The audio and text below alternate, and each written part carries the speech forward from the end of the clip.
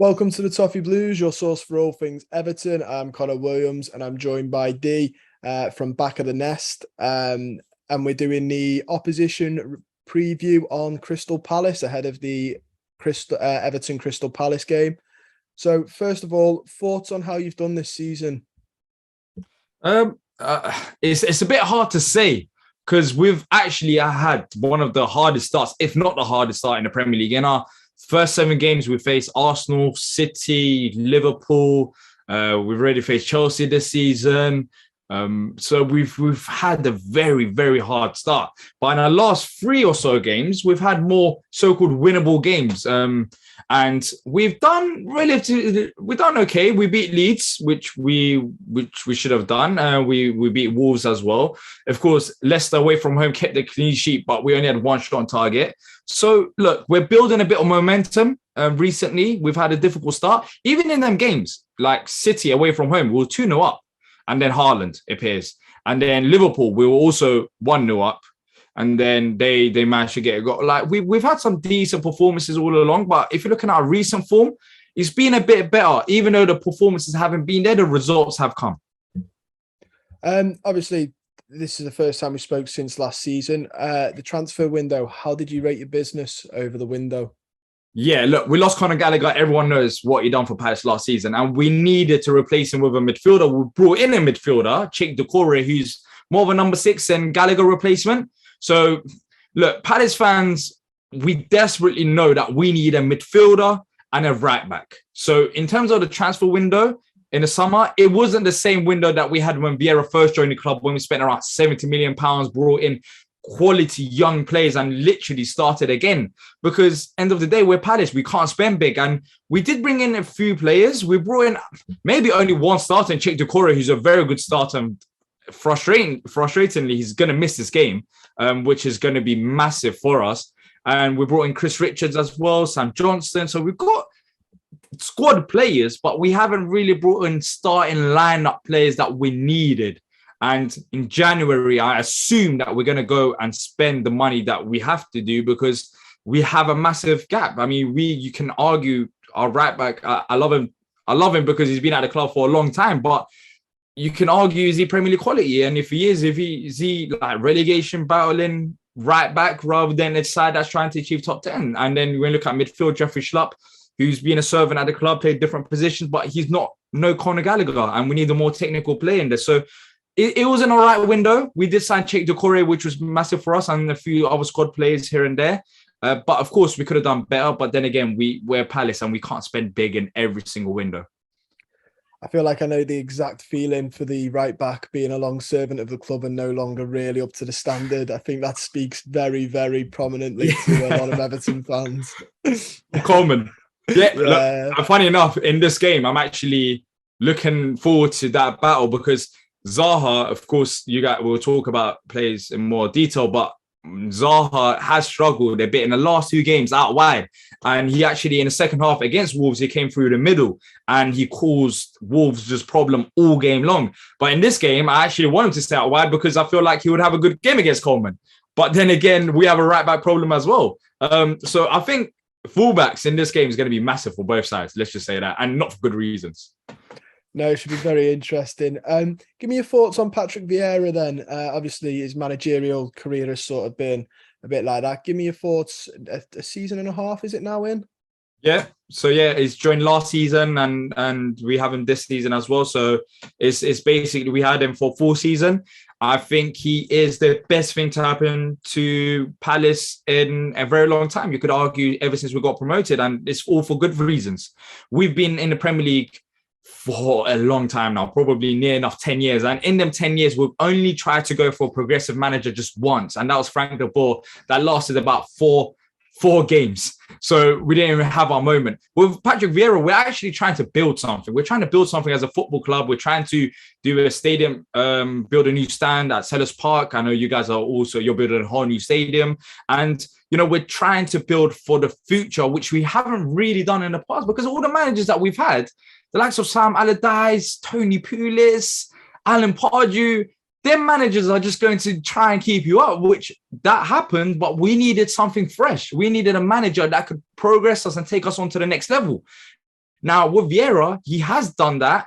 And we went to FA Cup semi-final last year already. And the football is decent as well with these group of players. So overall, very happy with him. I think he's done a very good job so far. But the most important thing is that people don't really realize is Vieira is growing as a manager at this club as well. He's not the end picture. There are some things that you can question him about it. But then again, what we've seen so far, the fundamentals anyways, there is something there that's cooking. But of course, the mill ain't ready yet. That's how I describe it with Vieira. He's making something, but it's not the end product yet. Well, I was going to say Rome wasn't built in a day. Again, very much with what's going on with us. Rome wasn't built in a day. It's a process. What are your thoughts on us this season, by the way? Thoughts on Everton. Look, the last 3 games or so, you've faced difficult opponents and you didn't get the results. But anyway, I was actually surprised to some of the games that you've had so far this season. You look a better side than you did last season. Of course, there was that infamous game where that you guys stayed up against us, and it's our return back to Goodison Park after that. So I wonder how the players and the manager about Vieira, how he'll react after that. And the team, I wonder, if we can, I wonder how he motivates the players. Maybe that plays a part.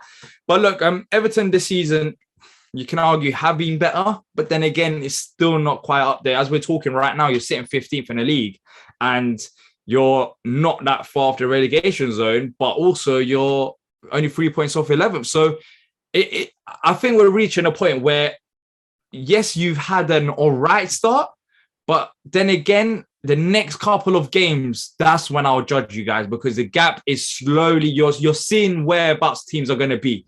We reached that point of the season. And if you, for example, if you lose against us or only get a point and then you struggle in your next game and you're stuck in 15th, 16th, then it's going to be trouble again, ain't it? So look, it's been better than how it was under maybe Benitez. Can I say that? I don't know. But then again, you should still be better than this as well.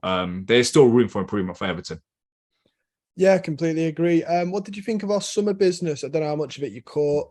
What did you think of the signings we'd made? So yeah, you signed Mope from Brighton, and hopefully he doesn't play in this game, because if there's one player that I dislike, it's him. And he's been giving it big to us ever since he was at Brighton. But in terms of your summer business, look, you got Tarkowski. I think he's a solid defender. Connor Cody as well. So you brought in a bit of experience at your side, and I feel like there were good players to bring you up to the next level. And this is the thing with Frank Lampard. You haven't maybe had a 10 out of 10 window, but I feel like I don't know, you know better than me, but I feel like you've had a all right window, solid window. You brought in some good players. You could have done maybe a bit better as well. And now he just has to use the players that you got a bit better. I think putting Iwobi through the middle, he tried to change things about. Onana, another good player, Idrissa Gana Gueye. So when I mention these players, you've actually, from the outside looking in, you've actually had a good window. But how you're, in terms of where you are in the league table, I know it's early days, it doesn't quite add up to the players that you've got on the pitch. Should you be doing better? I'm not too sure, maybe. But defensively, I feel like that's the area of the game. Defensively, I feel like, if we're not talking about fullbacks, I feel like you've improved. You've improved there. And I think it's building steps for Everton. After the last couple of years that you've had, you need a bit of stability. And we was talking about pre-show, if Lampard, if you don't get the results in the next few games or so, you might go back to the same bit where is Lampard the man for you guys? And this is a problem. I feel like the ownership that you guys have had, maybe you might not like me saying this, has just been so confusing in terms of the strategy. Right? As a neutral looking at Everton, you spend a lot of money, but you haven't built an identity. It's been a players that suit different types of managers. And we're back here this season. Frank Lampard, of course, got back to bit. But if you do sack Lampard and you don't get the results, then you're back to square one. Everton as a football club, I feel like need an identity in terms of how they want to play and what type of players they want to bring in. Right now, it's a bit confusing. Yeah, no, nobody's going to disagree with you there on that evaluation. That is pretty much on the money for us in terms of the ownership. You'll have loads of people in the comments saying they 100% agree. Obviously, we have spoke about Frank Lampard. What are your thoughts on him as a manager? Because obviously now with 2 teams, 2 former players, 2 former great players. What are your thoughts on Lampard as a manager? Look, I'm going to be honest. I'm not going to sit on the fence. I don't rate him. I just don't. I just feel like the way he's progressed. Maybe you can argue in his first season with Chelsea, he done a decent job, and then afterwards he kind of got found out at Derby. Yes, he done a good job, but then again, where did it really lead them to? And now at Everton, you've got decent players, and I guess he kept you up last season, but it's an absolute joke to say Everton Football Club. That's why, look, you might be, once again, you might be unhappy with me saying this, but I was very surprised. Of course, you stayed up, but I was very surprised at maybe some of the celebrations about you guys staying up, because Everton is a big football club. And it's kind of sad in a way that you guys have come to the stage where you're celebrating staying up. And with Frank Lampard, I'm not too sure if he'll bring you to the levels that you should be in. Maybe you get good results here and there. But me personally, Everton need a manager that could actually lift the volume of, in terms of he can match the expectation of the football club. Right now, I feel like the expectations are all over the place. I think you should be at least a top 10 side. I remember back in the day, you had the Lukaku's. I know Roberto Martinez, you guys had towards the end of it, it wasn't that great. But Everton, like back in 2014, it was good times. Like Everton were that team. And I feel like you need a manager, maybe from abroad, that could come in and just stay with you guys for a few years. I don't know if Frank Lampard's going to be the man, Connor. And honestly, I just don't rate him as highly from what I've seen so far. He wants to play exciting football, but wanting it and executing it is two different things. I'm not too sure if he can execute what he wants. Again, I mean, some people will disagree because Lampard's quite well revered, but I agree with you. I think you hit the nail on the head. I think we last year shouldn't have been anywhere near that mess. I think the celebrations, I get them because they were relief, but I was on the same opinion as you leading into that game. I was like, it's a bit of a sad situation that we're celebrating staying up. Should never have been down there. So I completely agree with you, mate. So Palace, give us your I have a feeling I know you're going to say, but give us the danger man for Crystal Palace, the one that could hurt Everton the most. You know, of course, I can mention Zaha, but I feel like as a football club, this is what I mean with Vieira and our summer business from last season when Vieira first joined the club. We've got few danger men now. It's not just Zaha FC, where it's Zaha. If Zaha has a good game or a bad game, or if Zaha doesn't play, then Palace will finish. I feel like Eze has been solid so far this season. He's come back from an injury, and in midfield, he scored against Wolves.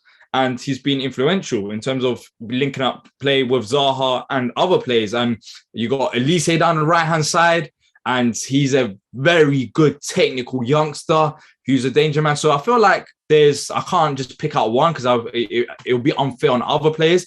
Doucouré, a player that I did mention, he's going to be out for this game. And I'm telling you, that is a massive miss for us because, as I've said, he was the only midfielder that we've had, and maybe Eze as well, if you include there, that kept it tight there. But now we don't have Doucouré, and you got maybe another player like Luka Milivojevic coming in. That's going to be a massive miss. But Joachim Madison, Mark Gay, so there's been good players so far this season. It's just that the results haven't really translated. We haven't been consistent. Now we got the momentum. We're looking at back-to-back wins, which we struggle with. And we haven't won at Goodison Park for a while as well. So it's not looking good for us in terms of stats going into this game. But yeah, look, I think our attackers are a main danger players, and Edouard as well, who's been on form. Yeah, Eze and Elise I really like. I think they're really great players to watch. They just seem to glide with the ball. Give us the danger man for Everton. Who do you think for us might cause you the most problems? Yeah, look, if you're looking at the Newcastle game, it wasn't a great performance, and maybe there's a few players there that you expect to step up. But the most thing I'm worried about is the midfield. I think Onana, I think he's a good player. Idrissa Gana Gueye as well. I feel like in terms of on the paper, at least you've got the midfield battle there. So that's the players I'm most worried about. And in terms of players that we spoke about as well, in terms of players that I'm looking at and saying, you know what, we could actually potentially win the game if we target him, is maybe your fullbacks. And in particular, I want to see how Seamus Coleman does against Wilfried Zaha if he plays out wide, because look, as I said, Wilf in the last 2 games, he hasn't really been that great out wide. But in a game like this, I think he could, in paper, he should have the battle against him. So that's the one area that I'm looking at. But I think your midfield, beats our midfield. And I don't know about you, Connor, but in terms of Iwobi, I like the thought of him playing there. I don't know if he didn't have a great game against Newcastle. I feel like he could be a player as well that could pick up the ball and maybe run through the midfield, but I might be wrong about that because I don't watch every single Everton game. No, yeah, he is. That game against Newcastle, they all had a bad game, but that was his first bad game in a while. Since the reverse fixture last season, he seems to be our best player this season by a country mile, which is mental, because if you said it 2 years ago, people would laugh at you. What is your likely lineup then? Obviously, you mentioned that Doucouré is out. Who do you think the full lineup is going to be for Crystal Palace? So in terms of lineup, Vicente Guaita in goal, Joel Ward at right back with Joachim Andersen and Mark Gay as the centre halves. At left back, we should be having Tyreek Mitchell there. And as a number 6, as a Doucouré replacement, I think it's going to be Luka Milivojevic, which he has been coming on off the bench for Doucouré. But Doucouré is pretty much, I believe he started every single game for us this season. So I think it's going to be Luka that starts. And in front of him, it can be different variation. When you guys are talking about Iwobi playing in midfield, it might sound funny or crazy, but Jordan Ayew might start midfield for Palace because Vieira's tried it a few times. He tried it in preseason first. He tried it as well in other games. He's a very physical player and he likes to win fouls. He can put in a challenge as well. So I think in this game, it's hard for me to predict the midfield, but I think it might be Jordan Ayew that starts there with Eze as the two players in front of Luka Milivojevic. On the left-hand side, Wilfried Zaha. Right-hand side should be Elise, and up front should be the main man himself, Odsonne Edouard. Very good. It sounds like a very, very scary and pacey lineup. What are your score predictions for the game? You know, I've been thinking about this ever since the Wolves game because I just don't know. Look, part of me says, cool, we're going back to Everton. We saw what happened last season with you guys, and in terms of staying up, it was a good comeback for you guys. But if you take away how we was winning that game, and I think if you take away the emotions, which it shouldn't be in this game because it's not a massive game like that.